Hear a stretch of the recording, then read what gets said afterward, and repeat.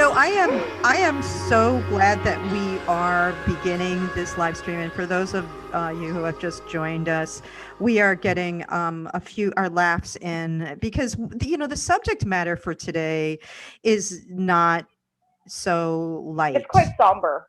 And Yeah. I really appreciate us beginning with something that's going to bring a little balance to kind of the somber topic of today's story. So I just want to kind of jump into my introductions. And I love you guys. You guys are awesome. I'm so glad you're all here. I appreciate every one of you. Again, I'm Patricia Lucia, the author of Wildflowers and Present Tenses. This is our Sunday morning live stream. And if you have not already purchased my book, the best way to purchase it is on my website, Patti Lucia Writes. You'll get a discount. And you can even have it, I'll even sign it and say, really sweet things to you on the inside of the cover because it's one of my favorite things. So do that. Go onto my website and purchase the book if you have not already. I do this every Sunday with my beloved and intrepid co-host and very, very pregnant and often hormonal spirit daughter, Taylor Callahan, who I just love beyond the stars. And we do this together every Sunday with our amazing guests who always contribute and make a very interesting and lively conversation out of each and every Sunday live stream. So what we do is we read. Taylor usually picks the story, and we read the excerpts from the story. Oh, Ashley is here. How nice.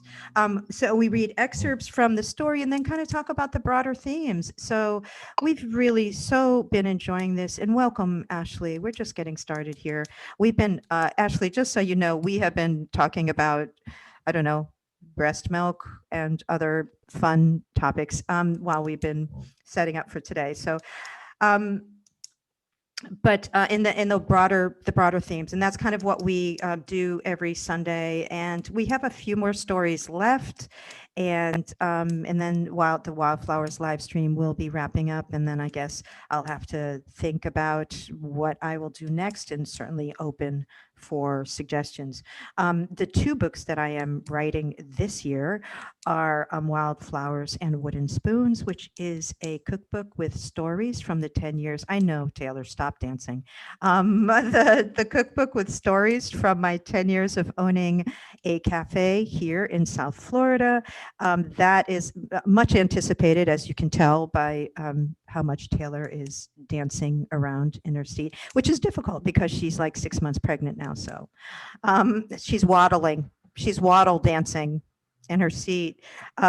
So there's that book, and also another book which I haven't talked a lot about, but I'm also very excited about, and that's a book entitled "This Amazing Body," and it is really about my personal my personal journey towards a more loving relationship with my body and towards optimal health in my post-menopausal years. And that is also a very exciting project that book is being released in October, and Wildflowers and Wooden Spoons will be released in November. So I'm going to have a very busy end of the year. Very, very excited. I'm not going to reveal, I'm going to say a little bit more about both those books, but if you are interested in This Amazing Body, I do have a Facebook page, This Amazing Body.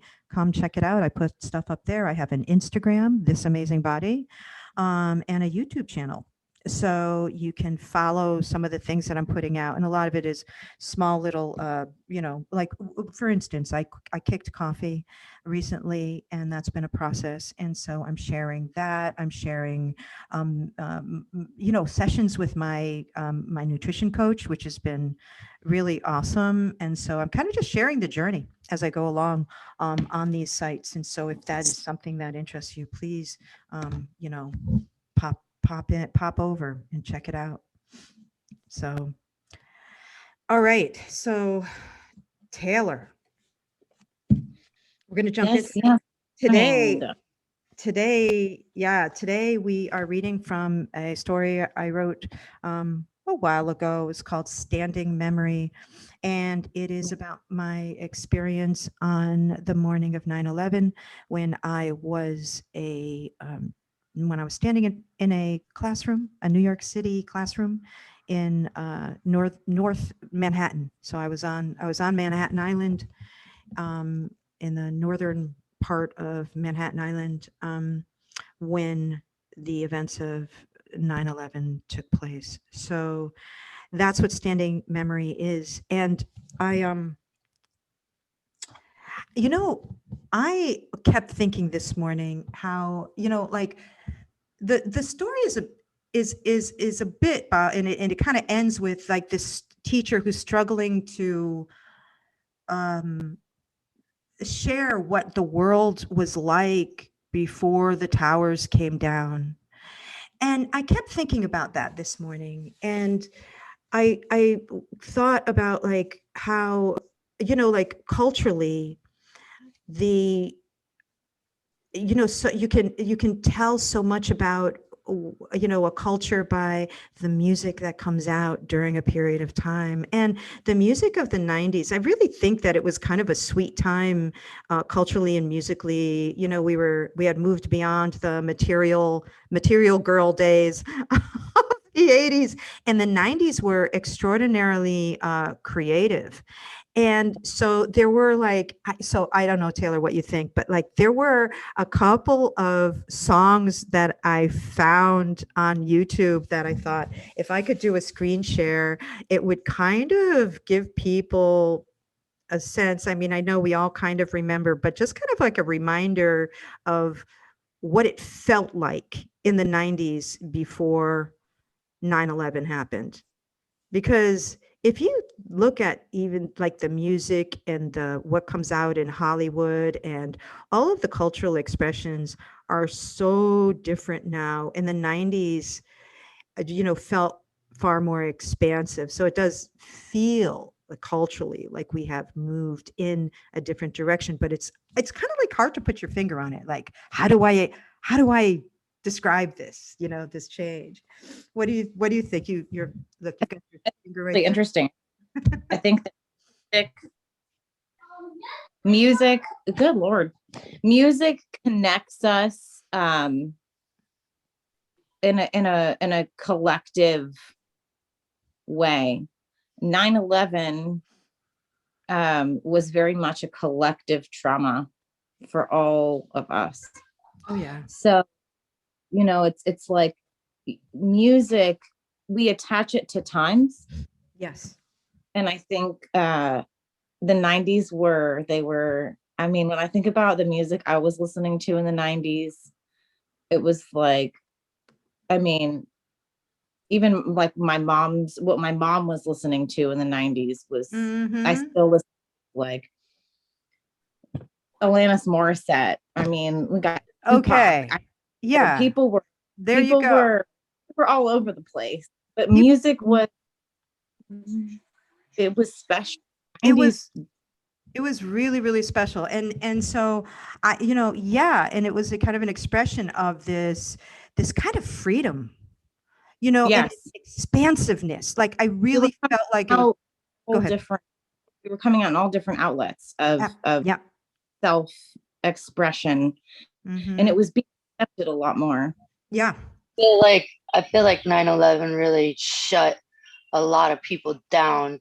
With when you look at music, like music was amazing in the 90s. Like, I mean, everything meant so much more. And artists were explaining their songs and how they felt and exposing themselves. And there was this exposure factor of realness, to everything. Absolutely. And everything had a meaning. And it was like the 50s, 60s, 70s, 20s, 80s all came together. And I couldn't agree with you more.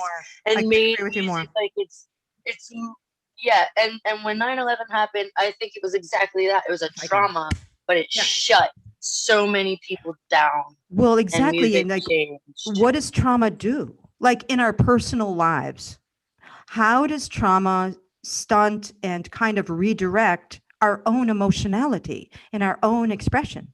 How does it shut it down? How does it Yeah. redirect it? And so you take a collective trauma of 9/11 and what that did to the collective soul or the collective consciousness, and it, and also trauma makes you more vulnerable to being controlled individually and And collectively. I think the songs that came out for 9/11 were like disrespectful AF to 9/11. Like, not like they were trying to, like, make songs about American glory, and they were like about fighting and not about healing and not about, like, I mean, Are you like, I talking think about that was post? like the first time I heard music. Yeah, like right after it happened, like country music artists and all kinds of people were making songs, about how tough America Patriotism. was, or how Mm, whatever, yeah. yeah, and it wasn't about healing. It wasn't about the losses, of lives that happened there. It was like the first time we looked at something and it wasn't about the people, it was about the place, Exactly. like, Yep. and I think Separation. that I was 13. I was a little kid, but music was my life, Yep. and I feel like it really cheated me out of music in a way, because it was the first time I ever heard music that disgusted me. Yeah. I mean, like, I could listen to anything up until then, just Yep. about, and I Yep. never, I could enjoy parts of it, even if it Mhm. wasn't my thing.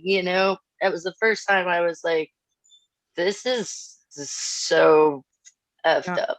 It was kind of like an assault on our spirit and our soul, like our natural beingness. It was an assault on that. And I think that that I mean, I'm not going to get into conspiracy theories in this show or whatever, but I really do think that we started moving culturally in a very different direction, with a very different intentionality behind it, and we have all been affected since then. So I have a couple of clips that I want to show, and hopefully I'll be able to do this. You know how sometimes I'm not so technically savvy or whatever, but and I know somebody is giggling about that right now among my guests, and so stop it.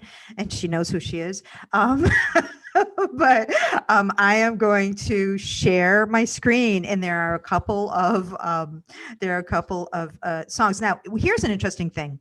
Even Madonna, like, I am the same age as Madonna. Like, we're the same age. So I kind of was coming up with Madonna and Justify My Love and all that edgy stuff she was doing, but then the Material Girl, and she was always like, she's an opportunist, culturally or whatever. We can say that about her, and I'm not like a super super huge fan, but even Madonna was being shaped by the energies of the 90s. And so I'm gonna share two with you, and one of them happens to be a Madonna one. And if you actually listen to, if you kind of feel the message and listen to the words, it does express a lot of what the 90s were. Okay, so I could really go on and on with the kind of music that was coming out in the 90s, and we could spend the whole hour and a half on that. But so there was just so much expansiveness, so much potential, a lot of creativity, and a lot of, as Anoki was saying, a lot of, rebellion, a lot of, we are going to create our own cultural expressions, and they really have very little to do with the establishment.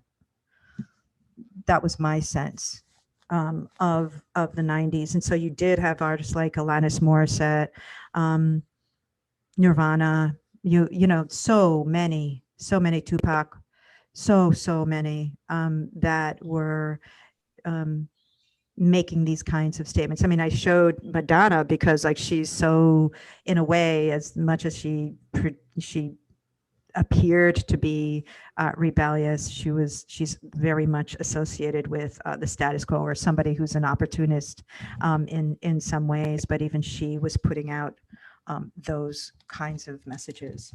That was my first concert, was Madonna. Really? That's so funny. Isn't that so weird? I wasn't allowed to listen to Madonna growing up. My mom used to drag me to Jimmy Buffett, so lucky you. Well, it was really crazy. It was this lady that I met at New Moon in Wilton Manors had like a ticket and like asked me to go or whatever. Like, and it was fun. Like, I had never been to a paid like concert before that, like at all. So I don't know. It was a big show, and now I've been to like a couple concerts, but I mostly just did like music festivals and stuff. But I did know that one song, and I think that was like one of the only songs that I really liked that she did. You know? Like, but I don't know. The '90s is amazing music, and just like things like I think like the Pixies or like that song "One Headlight," or Wildflowers. yeah, the Wallflowers and Yeah. where is, you know, just so many songs that like shaped people as individuals. I think they made like mass media made an end of that because like we were questioning way too many things, you know. I honestly think that the 90s, we were on our way to mass awakening. Like we were on our way to that. And we were not conforming. And so I honestly think that we were on track for a kind of awakening much, much earlier. And if 9/11 hadn't happened, what would the 2000s have looked like? And I think that they would look it would be a different world. And in a way, we are living in a different world. So our world did change on that day. And I you know, and again, I kind of struggle, you know, because I'm still in the classroom and I'm teaching students who were not alive during that time. And it is hard to even describe that world. So I was in middle school. Yeah, you were 12, right? Yeah, and I had no idea what the Twin Towers were. Like, honestly, speaking of music, Biggie Smalls, in 1992, somebody tried to bomb the World Trade Center, and I Biggie Smalls in one of his songs when he says, "Get paid, blow up like the World Trade." And although it sounds very offensive now and it still jars me when I hear it, that was the one understanding I had of what the Twin Towers were at 12. Like, I was a Floridian kid. I knew nothing about New York. Like, I didn't know what they were or what was happening. And that was a whole different world from me, you know? So music was the New Yorkers that I listened to, and music were really the only exposure that I had to what was in New York, you know? And so now when I hear that song, it's kind of cringy because, you know, he never made it out of 1996, 7, and this happened in 2001. And, you know, eventually the World Trade Centers did fall. And it's just wild that we were using that as an analogy in music and, you know, the 90s. Yeah, before it even happened. So, I mean, most people, it's kind of one of those events where, you know, people remember where they were, you know, at that, on that morning. People remember exactly where they were. So, you want to jump into this, Taylor? Yeah, you want to read what the crone says? Crohn's. All right. We'll jump in. Sure. Yeah. And I always read the crone part because you know, I've been told that Taylor does a better job at reading my other words. So it's like, okay, all right. No, I'm gonna I'm going to let my ego take a back seat to that. So I agree, actually. I do agree. So at any rate, so this is the crone. She always introduces each story. Witnessing a historical event left me with few words, says the crone. She pours libation into a teacher's mug. The fairies lean over the rim like restless school children. History books will be filled with the stories of September 11, continues the crone. I remember only flashes of that day and the days that followed. The rest is a dense, wordless memory stored in my marrow, a memory I will carry into lifetimes. The fairies drink in gulps. This story needs extra libation.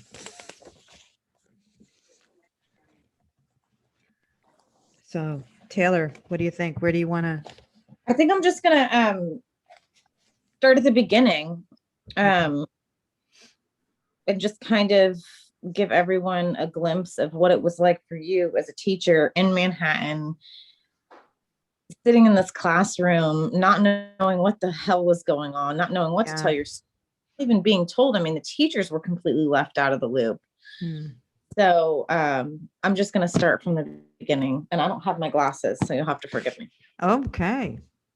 On the morning of 9/11/2001, I stood in a classroom very much like the one I stand in right now. It was election day in New York City, and most of my students were annoyed that the gym had been taken over by voting machines, depriving them of gym classes and basketball practice. But the heat of summer was gone, and the day was perfect. The sky was the kind of blue that promised the freedom of schoolyards, basketball hoops, and picnic tables.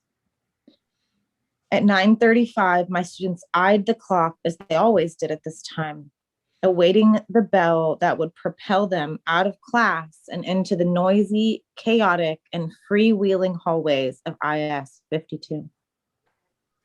But the bell did not ring. We waited and fidgeted. Finally, the principal came on the loudspeaker. "Attention, please," he said haltingly. "The bells will be held until further notice. Teachers, please keep students in your second period class." My students groaned. I groaned too, under my breath. And so in that moment, it had already happened. You had no idea what was coming. And interesting because it was not, like everybody has a cell phone now. I mean, often my students will tell me pieces of news before I even know it because they're sitting there with their cell phones in class. Yeah. Whereas this was a very, very different time. We didn't all, have cell phones. And so we were Nokias that we could play Snake on. Yeah. And if you had, by the way, if you had a cell phone in New York City on that day, the main cell phone tower was on the top of the World Trade Center. And so it came down. And so there was, even if you had a cell phone, there was no service. So we were all in the dark pretty much. Yeah. But what did you want to go ahead? I keep reaching for my glasses. Around the time the bell for fourth hour should have rung. Now this hours have passed at this juncture. And you've had these kids just sitting here in your classroom.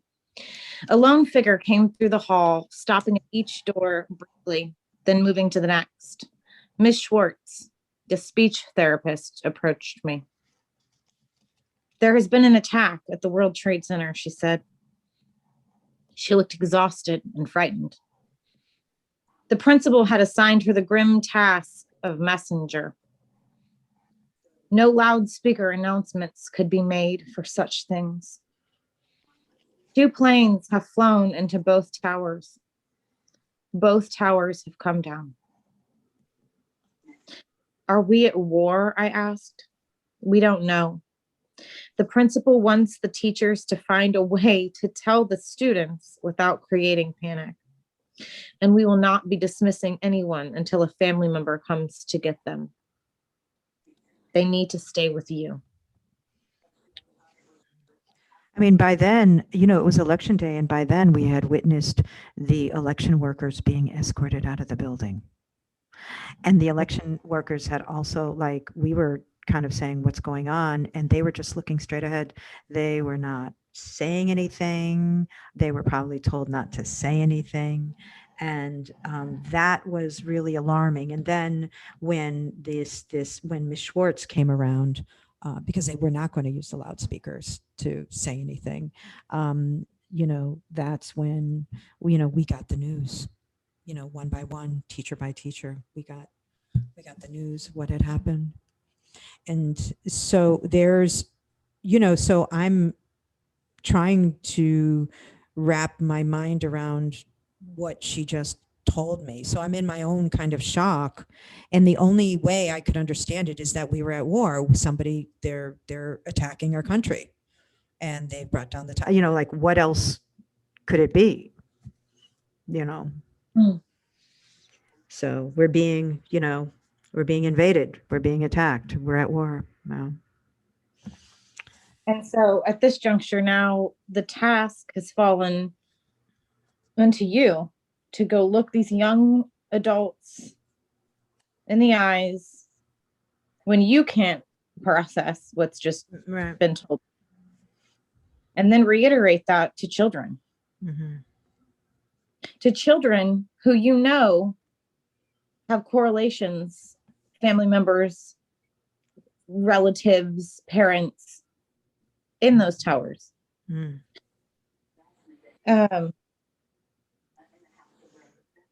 And so their whole worlds were about to be ripped out from underneath their feet. And you had to be the messenger to these children. Yeah. And like, what do you say? So there's that moment that my back's to my students in the classroom, right? I'm facing the hallway because I'm just talked to Ms. Schwartz, and I'm standing there trying to process it. She's just told me that I have to talk to my class. Now they're behind me having a great time. Yay, free period, hey, this is great. We don't have to do any work. So they're laughing and joking. And this is like a free day. Is it a free day? This is awesome. We're going to sit around and, talk about what we talk about and laugh and gossip and just have a really good time. And so that's going on behind me. And, outside in the hallway, I've just been, tasked, as all the teachers were, tasked with the having to convey this news to our students without creating any kind of panic. So the only thing that I could think to do, and they knew, I mean, kids are smart. They can tell that something is wrong. And so my class got really quiet when I turned around because I could see the expression on my face. And so the only thing that I could think to say was, was to ask, does anyone have any family members who work at the World Trade Center? And, every September 11th, I read this story to my students. Whatever class I'm in, that's what we do on September 11th, is I want to kind of share a personal story about the day of 9/11 with my students. And every time I read this story, the first thing my students ask, they interrupt me in my reading, and they say, "So did Hector's father make it?" It's always the first question they ask. So their main concern, the thing that gets my students every time when I read this story, is Hector and his father. They want to know. And they don't want to wait to the end. They don't want to, they want me to tell them right now what happened to Hector's father. So it's really, I find that interesting every time, without fail, every time I read the story. And so you turn around and say, does anyone have a family member or a loved one who works at the World Trade Center? And Hector, sitting in the back of the class, raised his hand quickly. His face beamed with pride. My father. My heart sank. I searched for words and forgot about the no prayer in school policy. Prayer seemed like the only appropriate response. Well, let's say a little prayer for all those who work at the World Trade Center and for Hector's father, I said quietly. Why, Miss Lucia, what happened? A student in the front row asked. He sat close enough to see my effort to steady my voice and hands. I told him what I had been told and told Hector that his father had most likely gotten out safely. Because what are you supposed to say? Right. Yeah, exactly. Yeah. And, the whole scene, I mean, it was, so I remained in school until about 6 o'clock when the last of my students were picked up. And all of us did, it was like, that was just what we were going to do. We didn't think anything of it. I mean, usually, as soon as the day was over, we were hightailing it out of there, right? We didn't think anything of it. We would have stayed till midnight if we needed to, with our students.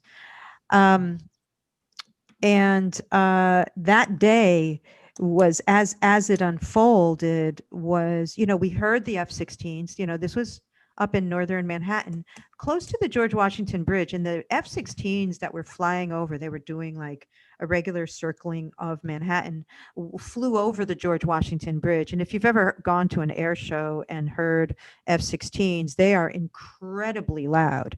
And so you had 2 or 3 flying around Manhattan Island regularly, like, just circling the island of Manhattan. And so they would cross over the George Washington Bridge. So we did hear these F-16s overhead continually. And it was one of the more common questions of my students on that day was, is a plane going to fly into our school?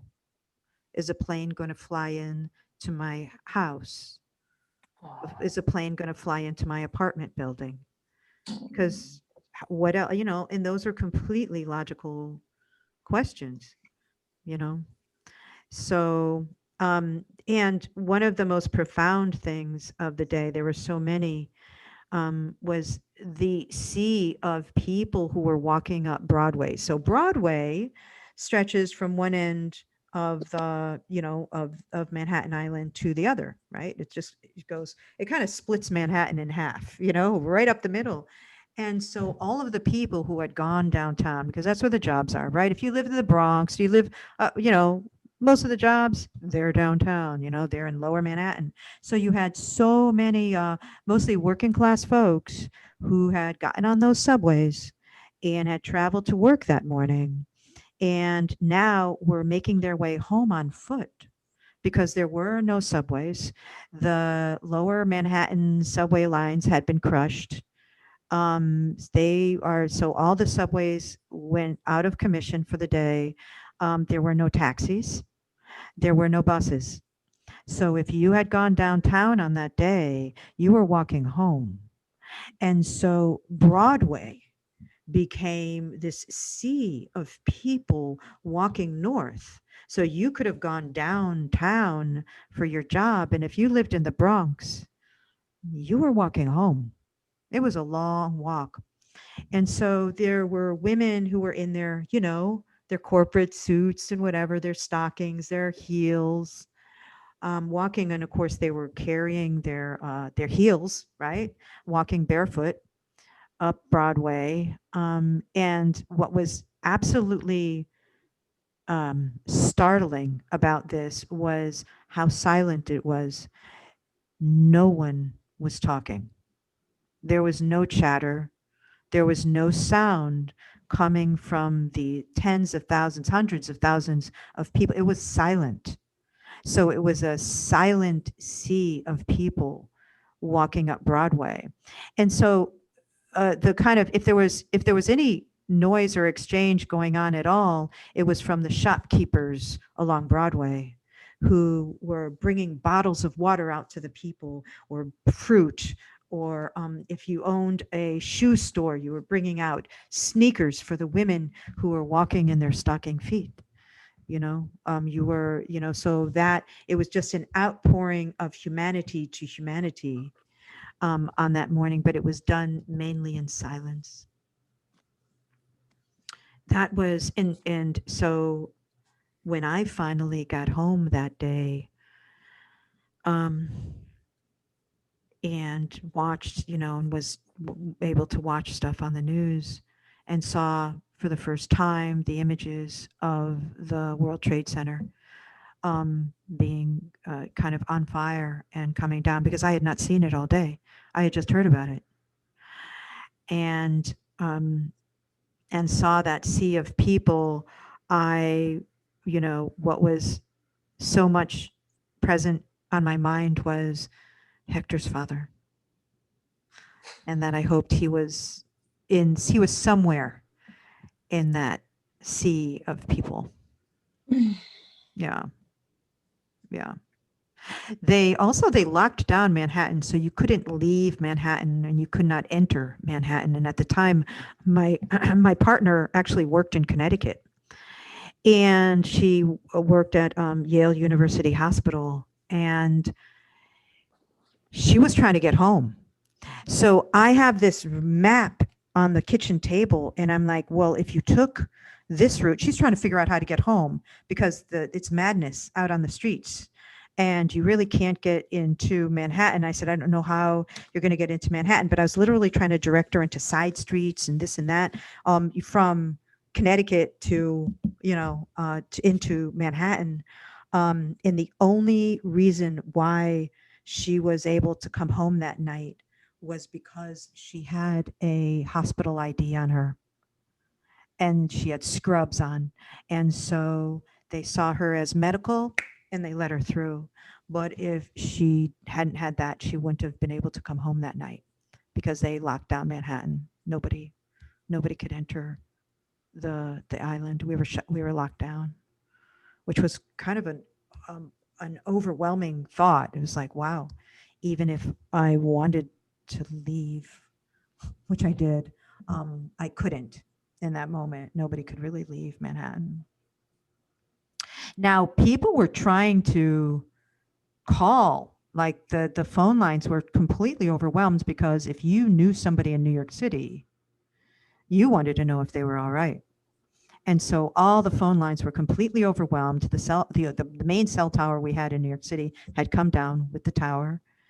And so, and all the lines were overwhelmed. It was finally, my sister got through to the school and asked, kind of tracked me down at the school, because I don't think I had a cell phone at the time. Most of us didn't.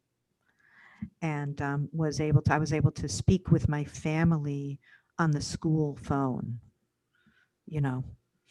because they wanted to know, is everything okay with me? But that was the only way that they could get through, was to call the school directly. And, so that's very much what it looked like that morning and afternoon. Yeah. I just remember watching the TV. I skipped school that day. And I mean, it was just reiterated time and time again.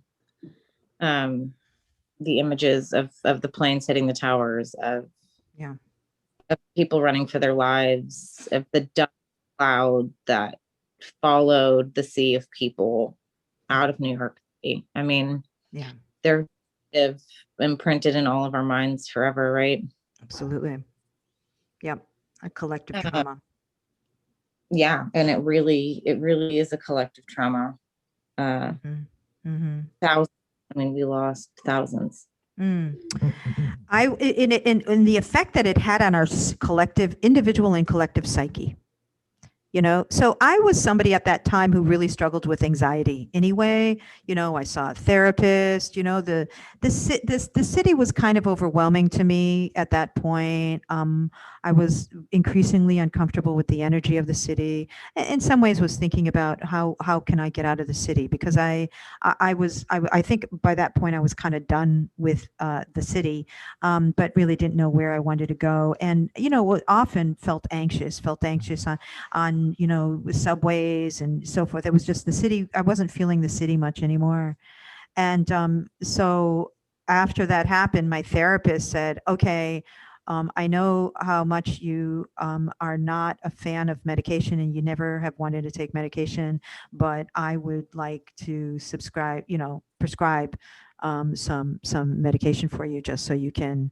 And even though I let her do that, I never filled the prescription. I didn't, but I was feeling enormously anxious. Like people after 9/11, if you were somebody who drank to chill, you drank more. Like the bars were packed. If you were somebody who drugged to chill, you did more drugs. Like people were drinking and drugging to try to chill the hell out. All right. But I didn't do either. So for 2 weeks, and this is kind of a weird story, but for 2 weeks, what I did do though is I used to drink sleepy time tea at night to help me go to sleep. And so I went off coffee for 2 or 3 weeks and I drank sleepy time tea all day. So I woke up and I drank sleepy time tea in the morning. And then I had a Ziploc bag filled with little sleepy time tea pads. And you know how teachers are known for, we carry around our coffee thermos, right? We're always, you see, that's what you see teachers with their coffee thermoses or their little coffee mugs and stuff. And that was filled with two sleepy time tea bags and hot water at all times all day. So I was just overloading my sleepy time tea. And for 2 to 3 weeks, that's what got me through with sleepy time tea. But something that I would only drink at night, I was drinking all day long. And that got me through kind of the initial shock and anxiety after 9/11. But I assure you, the bars were full and the drug dealers were, making bank because people were fucked up. Yeah. I think it was easier for everyone to be numb in that moment. Mm-hmm. Well, you just don't know how to process it. You're kind of like psychologically overwhelmed. Yeah. And it's a collective thing. There's not somebody you can go and vent to like this. Everybody's in the. Because everybody's in survival mode. Mm-hmm. In my personal experience in life, I got a glimpse of that at St. Jude. Mm-hmm. Yes. Really weird, eerie. We're all so broken and so numb. Mm-hmm. And some of us chose, prescription drugs. Some of us, drank. Some of it, whatever. It was just like there was no judgment. It was You got to do what you got to do. Mm-hmm. Yeah. What do you? How can I help you get through? Let me just sit with you. So it did bring a lot more camaraderie around New York.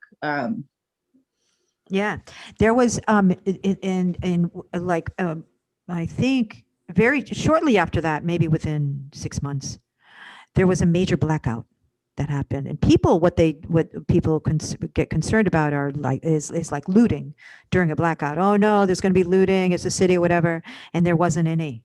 Like people dragged sofas out onto the street and shared food and drink with their neighbors and whatever. It was like, nah, we're going to get through this blackout together. The big blackout, like the August 2003 blackout. No, I think wasn't there one that happened before that, or was that the August? It could have been the August. It felt like it was closer to the time. But that may have been the August 2003. It may have been. And there could have been more than one because there was many problems going on. We also had the anthrax down here in Lantana. Oh my gosh. All that. There was 12 Russian nuclear bombs that went missing right away. And there was a fear that they'd like plant them in Jacksonville and cut off Florida. And everyone had so many fears were just pouring out at that time. All over the place. But I had just flown from Florida to Toledo, and in the New York City blackout, which is why I asked, that was the day I arrived. And we experienced your New York City blackout in Toledo, Ohio, because the region was on this grid. We're all on the same grid. Yeah. We Do lost you, power for a much shorter amount of time, but you guys were out of power for a very long time, from what I understand. yeah. And as a matter of fact, now that I think about it, I was gone. So you're right. Your timeline is correct. I was gone when I was already in Florida when that happened. Actually, I think it Okay. happened as I was That's arriving in how Florida. trauma happens, though. It Yeah. carries over and your Hmm. sentiments there, you know? Yep. That's how that happens. Yeah. It's so true. It's so true, Robin. But yeah, it was really, really a crazy time. Truly. Yeah, and Truly. of It's course, just, like these pilots were all trained in Lantana, Florida, like in our backyard. A And few of them, yeah. Yeah. like, yeah. are you fucking kidding me? Like Yeah. these people were, right there all along. Or so the story goes. Yeah, right. Well, I We're mean, not, yeah. I So know. the story goes. See, No, it my was mouth. true. I believe that that was true. One of the Mhm. boys that I went to high school with down here, his mother was an FBI agent at the FBI office here in West Palm Beach. And we visited her while skipping school. Well, not skipping school. They used to give us that Friday off down here for the capstone project. So we had taken that and went and had a day. Richter and I and his mother, we went and visited his mother at the office, and she took me into the terrorist room. And she said this was all material that was gathered out of the terrorist homes. And I picked up books that was full of books and papers, Mhm. and some other stuff. And it was a pretty small room, like Mm. a little bit smaller than your kitchen there at the coffee shop, Mhm. and slimmer in length. And and I remember picking up the books, and I don't remember what it exactly said, but there were highlights throughout the whole thing.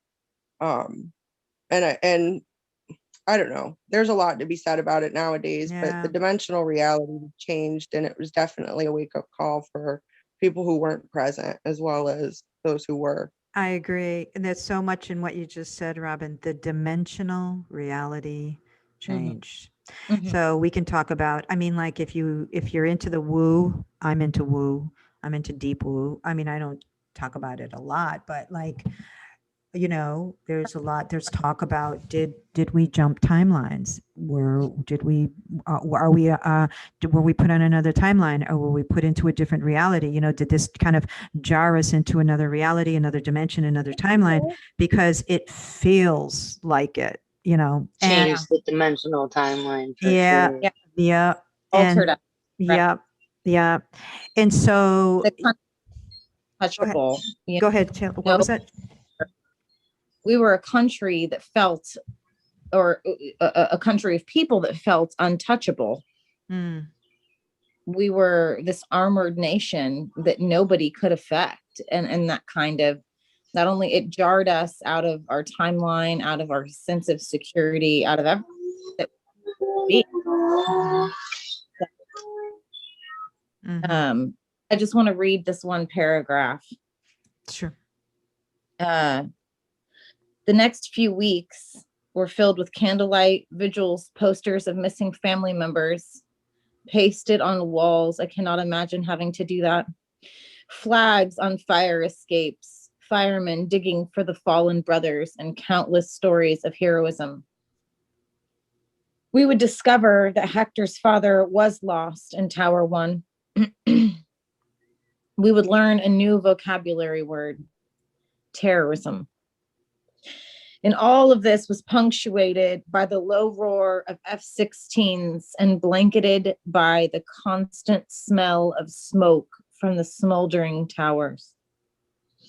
The scent of burning towers was everywhere, as inescapable as an Egyptian plague.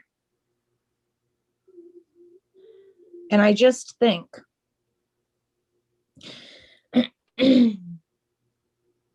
about what you were smelling, because it wasn't, I mean, it was so hot that it would burn steel, right? But you were smelling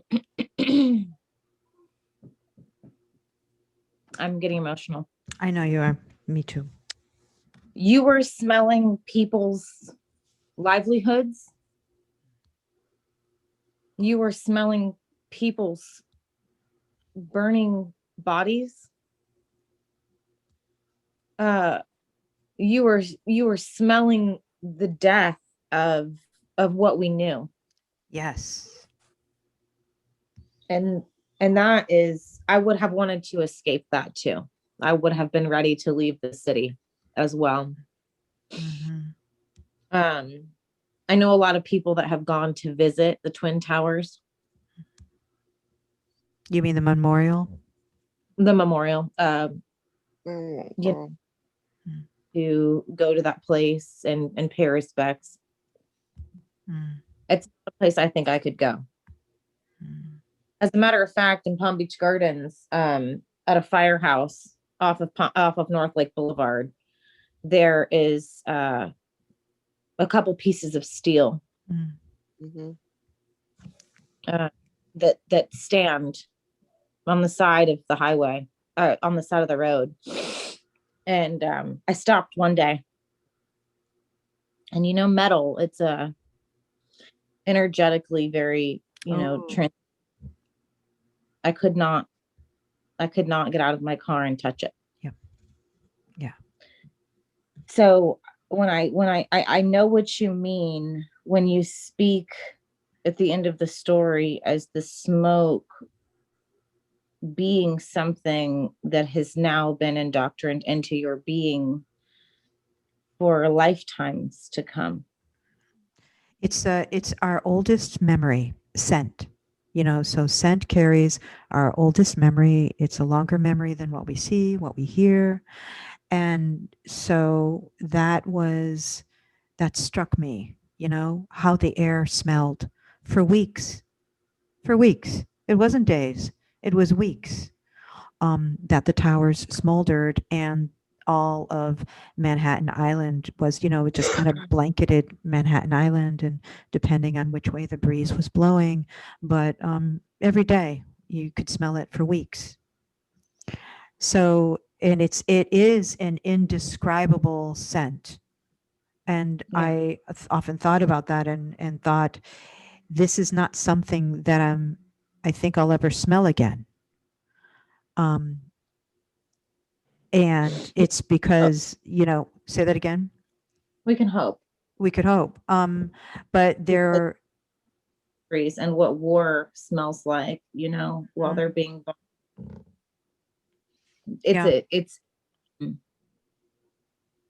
it's a blessing that in America, for lack of better terminology, that we didn't know that smell.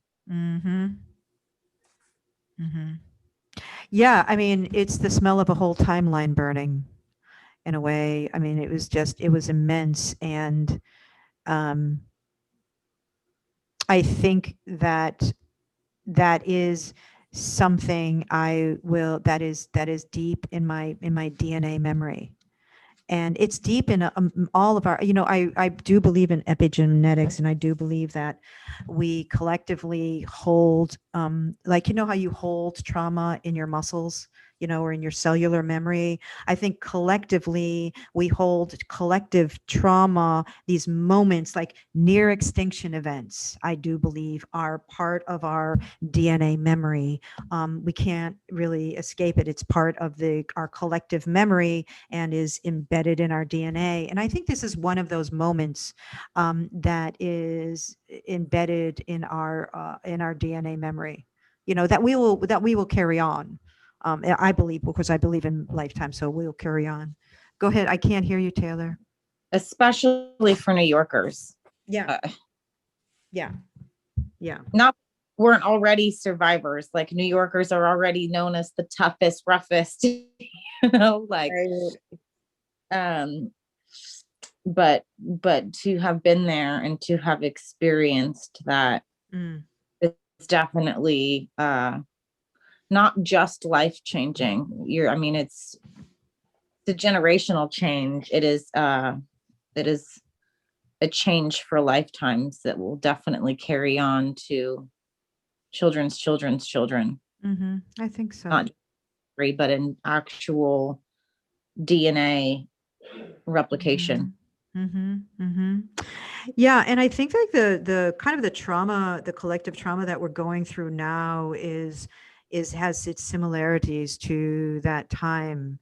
And so I think that it's important to be really cognizant of how that our current collective trauma is registering on us, on our children, on our communities, and so in what these collective traumas, what the effect of these collective traumas, and I'm actually someone who believes that. The brightest light comes out of some pretty serious darknesses individually and collectively. And so I am someone who believes that these traumas and the memories of these traumas um, will inspire and charge our collective awakening. Out of the darkness of the circumstances around 9/11, the circumstances around our current collective traumas, trauma worldwide, and that on the other side of this, I am ever hopeful that on the other side of this, humanity will go in a more expansive, enlightened direction. That's my hope. It's not just hope. It's kind of my belief. It's kind of a sense that, that in order for us collectively, just as individually, sometimes we have to go through what they call the dark night of the soul. I think that there's a such thing as a collective dark night of the soul, which brings us to a very different and more expansive, heart-based perspective on life and humanity, and and all, our connection to all. So what was that, Taylor? I concur. And it is, as always, so it really fills my heart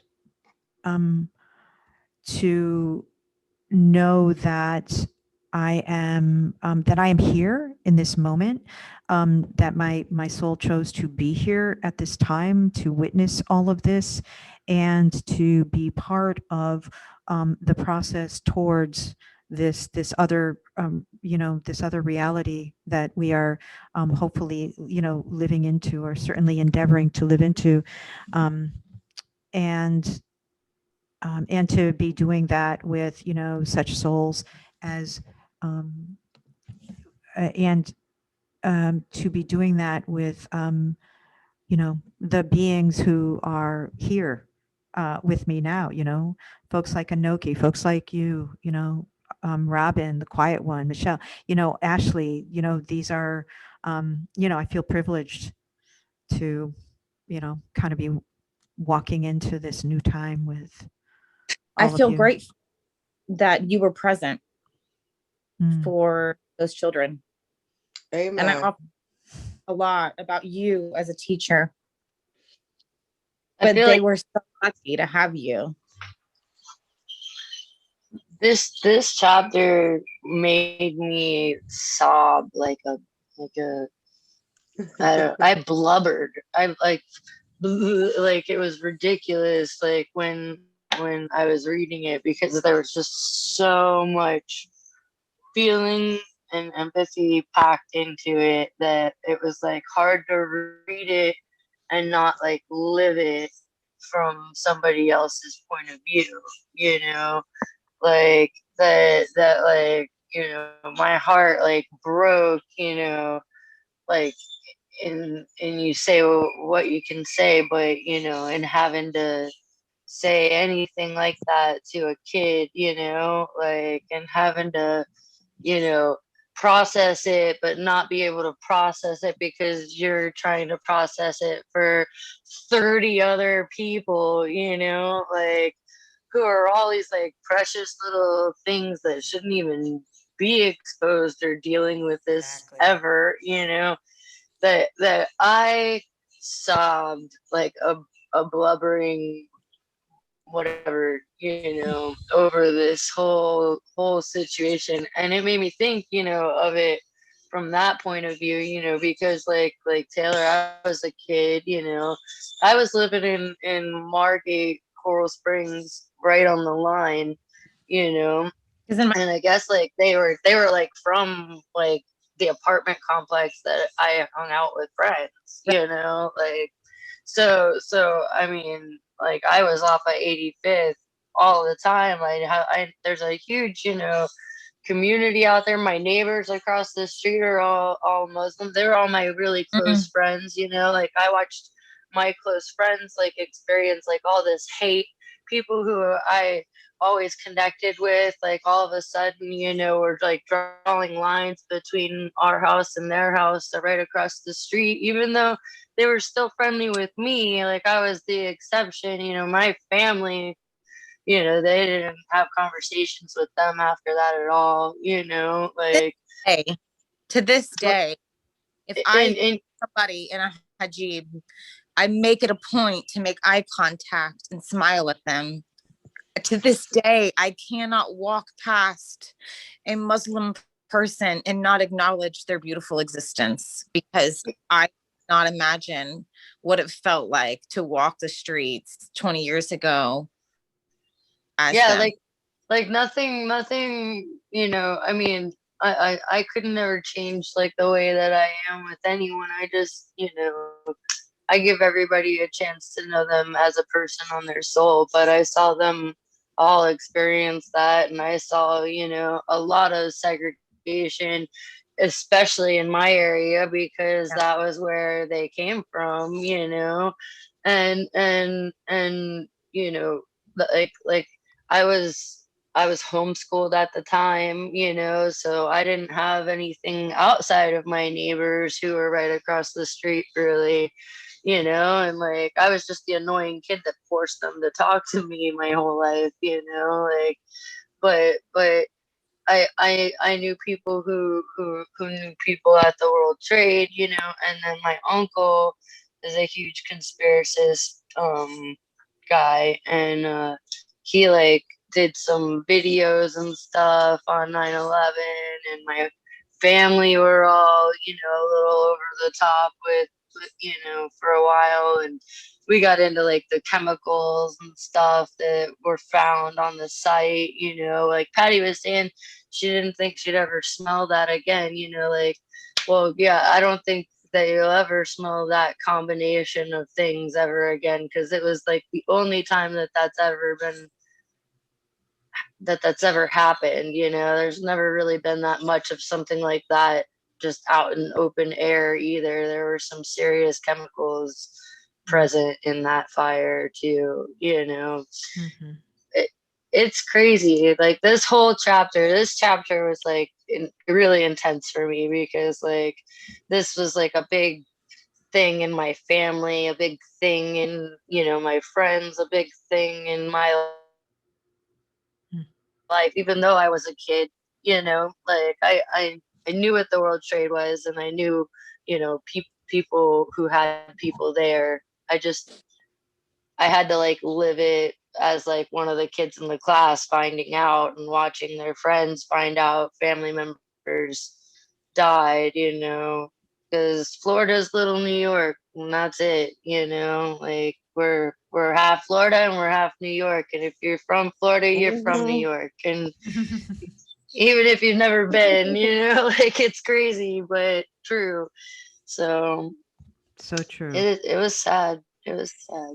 So true. And it definitely changed the dimensional timeline. It put the whole world in a different reality. It made it really hard for those of us that were in the reality before to be in this reality now, you know. But yeah. And I wanted to just give Robin or Ashley or Michelle an opportunity to jump in here if you'd like to say a few words.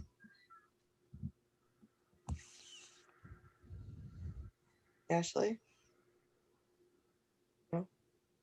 I definitely find too much of a correlation with this, with what's happening now.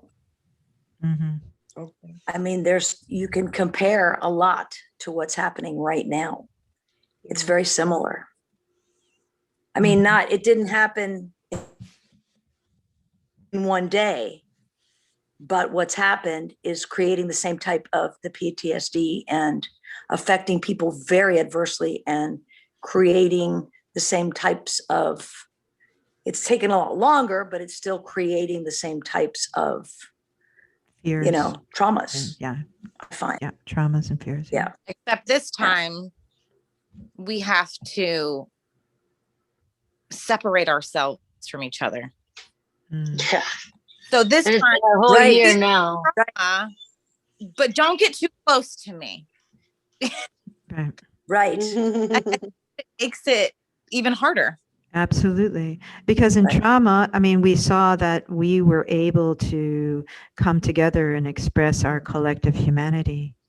And now that option isn't so readily available for people to connect. And it does, it creates a whole different level of trauma because we are natural connectors. We need to be connected. If we're not connected, I mean, that's why solitary confinement is such a horrible punishment, because we are not really, I mean, I know there are those of us who like our alone time.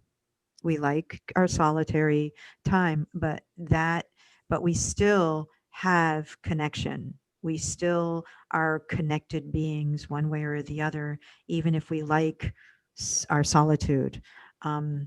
And really what's being created is such, and it's a fear of connection. So Yeah. not even just the absence of connection, it's kind of like this subtle or not so subtle entrainment toward fearing connection, fearing touch, fearing being close to one And another.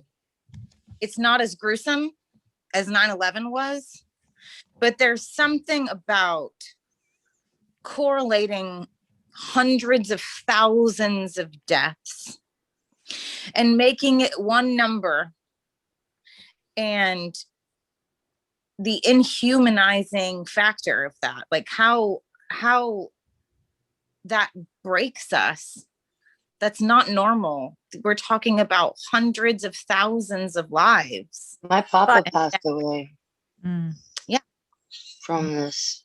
Like, Mhm. it's a lot, and it's people and yeah, it's just like summed into one big huge thing, and it's like 10 times the number of like most things that we've honored and respected and cared about in the past, and that have changed the dimensional timeline, and this is just like something that's happening,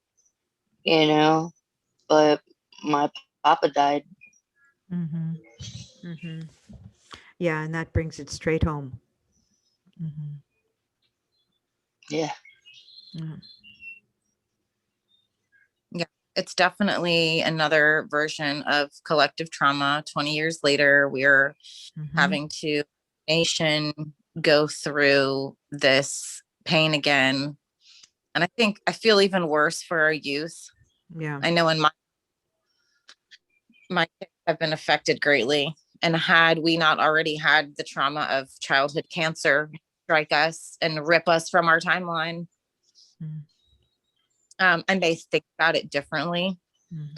But in regards to where I am today and where we are today, it has definitely affected. This is something that us as adults never experienced as children, and we cannot begin to imagine how these kids feel Mhm. having to be ripped out of the lives in which they knew prior to this event Mhm. this last year. Yeah, like since Nidus was been born, like he was too little to walk really and do a lot, outside with other kids, and like right when he reaches the age that he's supposed to be like playing with other kids and stuff, this happens. So we go out, to the parks and everything, like the other moms, you know, like he sees another kid, he's so excited, you know, he runs over and he like wants to play with the kid, and you know, the other mom's like, your kid's gonna touch mine, you know, and it's just like, well, you know, he doesn't know any better. Like he was born and this all is happening, you know, like Right. how is that fair for him at all, you know? Never met a So no. so I try to do as much as I can with them, as many plays, make it just like, oh, whatever, you know, let's go do this, you know, we'll walk some tree logs, you know, let them play on the playground, and we'll come back when they're gone. You know, we're gonna be out here having fun, you know.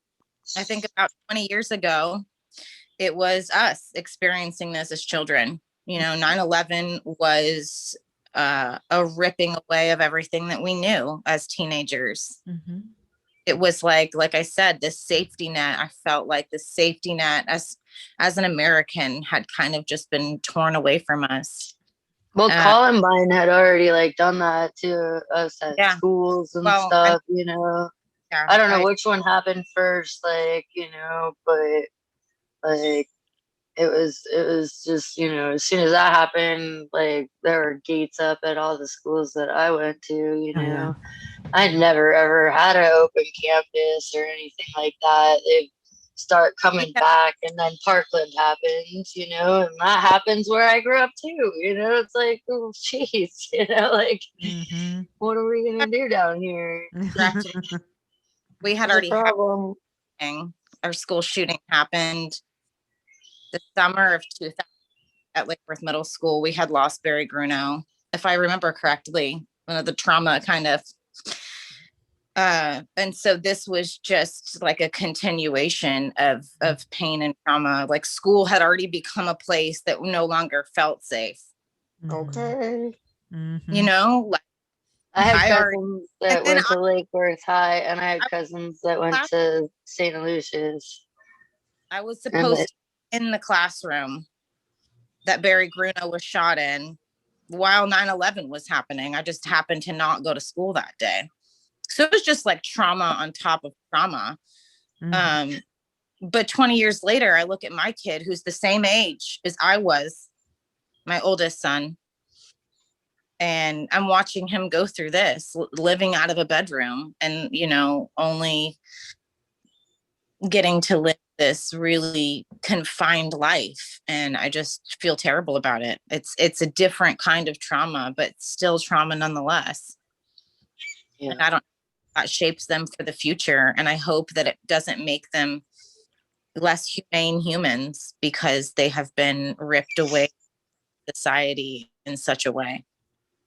Yeah, I mean, you can go in one of two directions. Well, maybe many directions in response to trauma, right? So you can close yourself off and emotionally, you know, become bitter and suspecting, untrusting, or so forth, or take a kind of a more healing path where we come to more deeply appreciate our connection to and our interdependence to each other and to other humans, and you know, and you know, continue, I think, to believe that the way we're going to make the world a better place is through connection, not separation.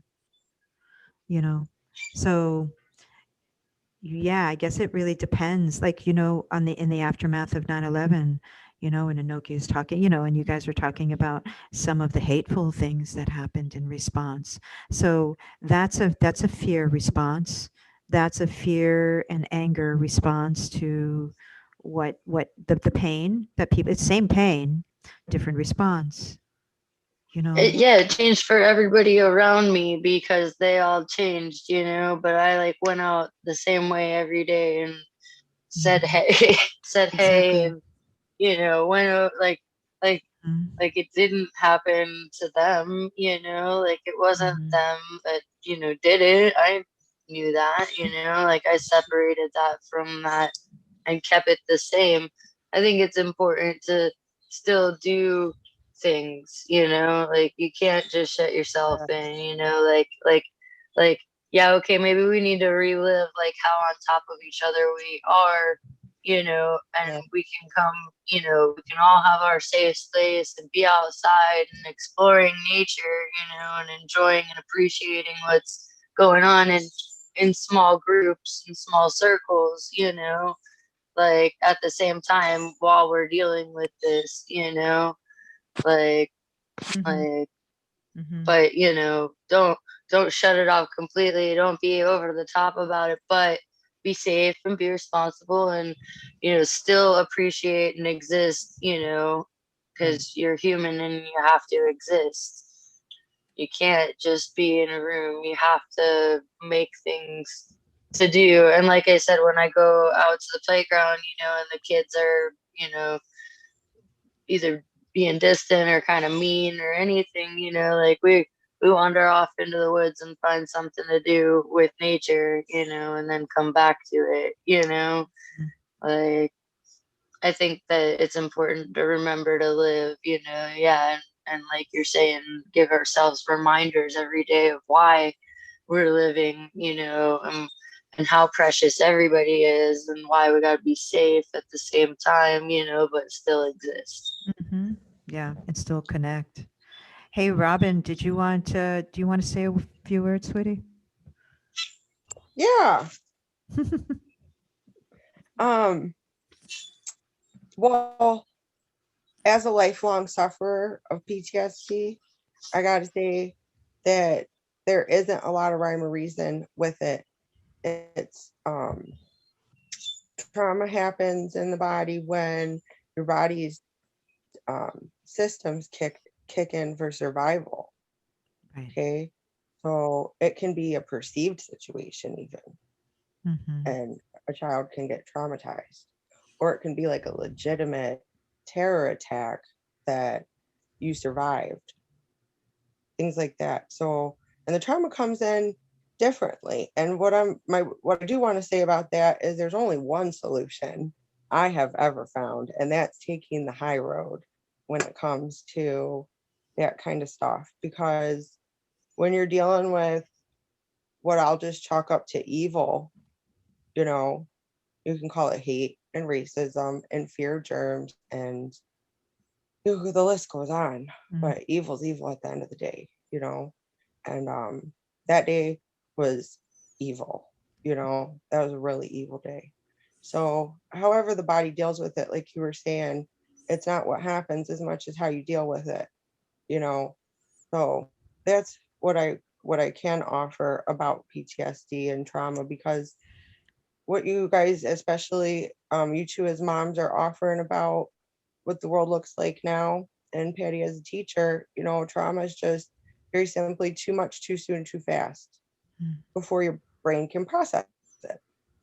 And so that's why those systems have to kick in, because we don't have time to process this. We have to, you know, do X, Y, and Z. We have to survive, you know.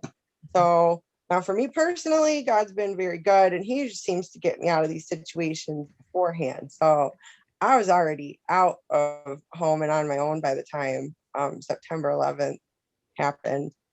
And we do have one of those big pieces of steel that's in Wellington, right down Lake Worth Road. It's real big. We go past it. I want to go visit it a couple September 11th ago. I've also been in New York City and had multiple opportunities to go to Ground Zero, and I opted not to for reasons I can't explain because I haven't processed them. But you know, I just feel it's probably not my place, is really the simplest thing. But I love Anoki's point about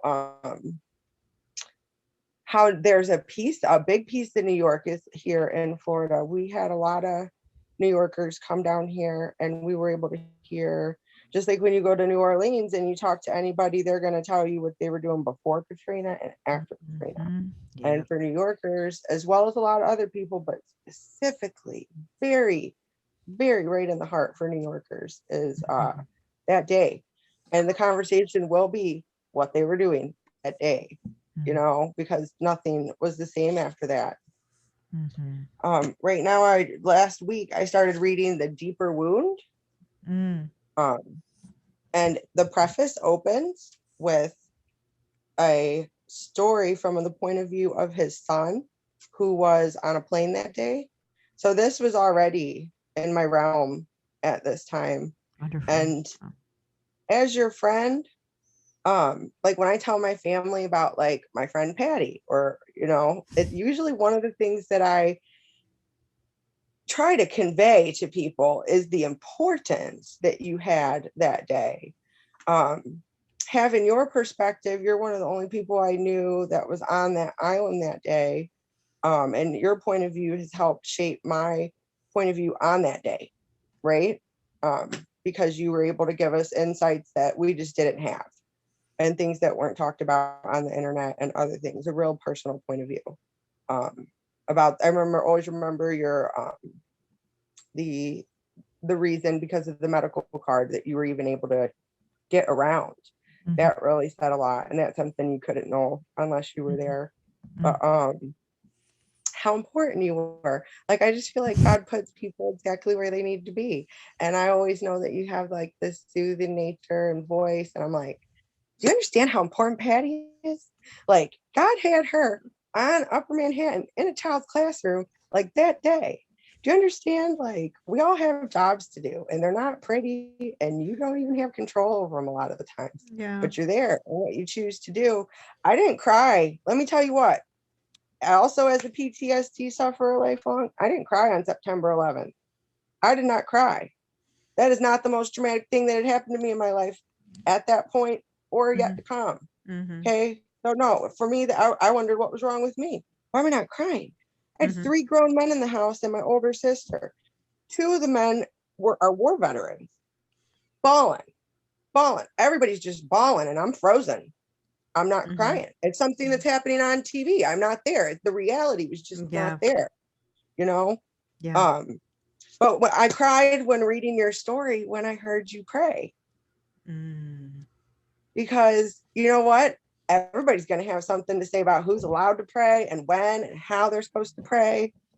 Yeah. You know, you're not allowed to pray in school, or women aren't allowed to lead prayer. How about that? Gotta love that.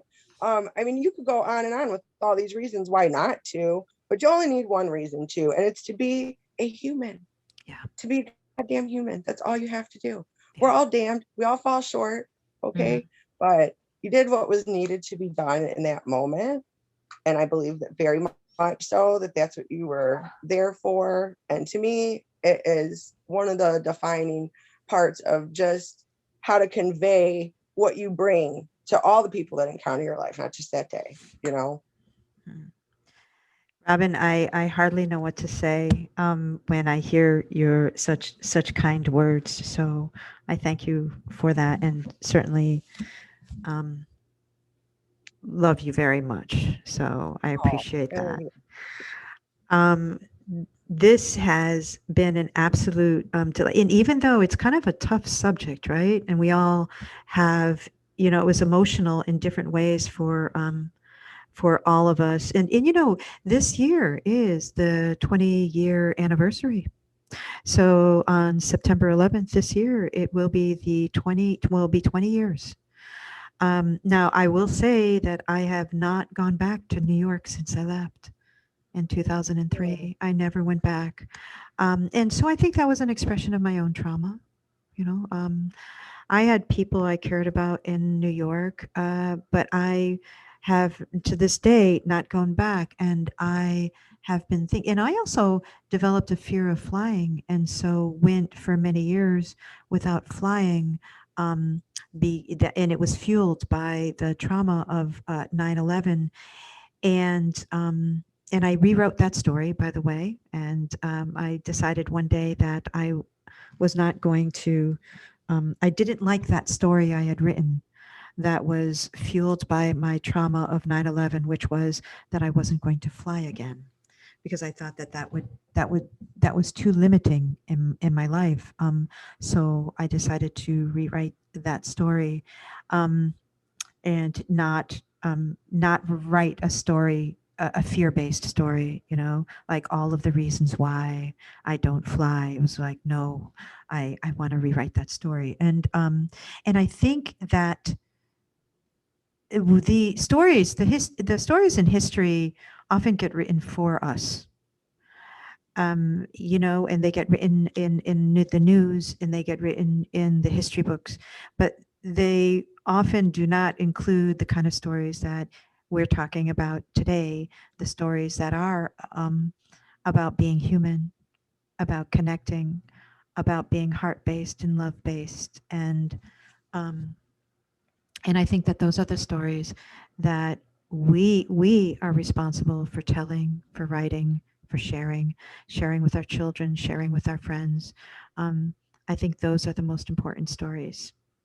And so was, I'm grateful to have been a witness to that moment in history, and I'm glad I was able to write a story about it, because it is a story that is not, you know, it's not a story that will appear in history books, but it's my history.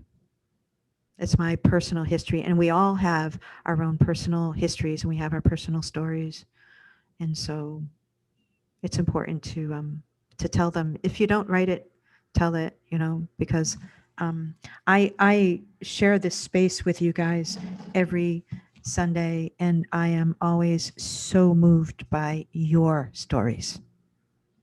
So as much as you think my little book here has some cool stories in it, I sit in awe of your stories and am in continuous inspiration by your stories. So I have just a tremendous amount of gratitude for you guys.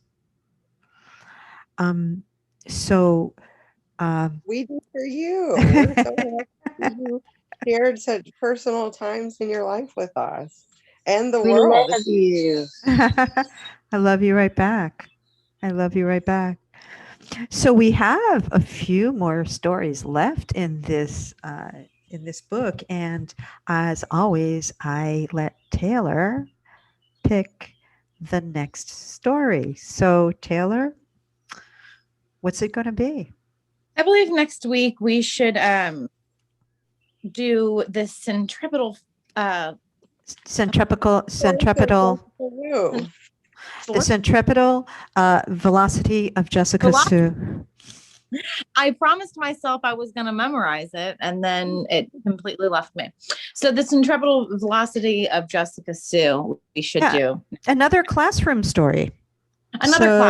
Another classroom story, because, you know, I've been a teacher for many, many years. So many teacher stories. I could just go on and on about teacher stories.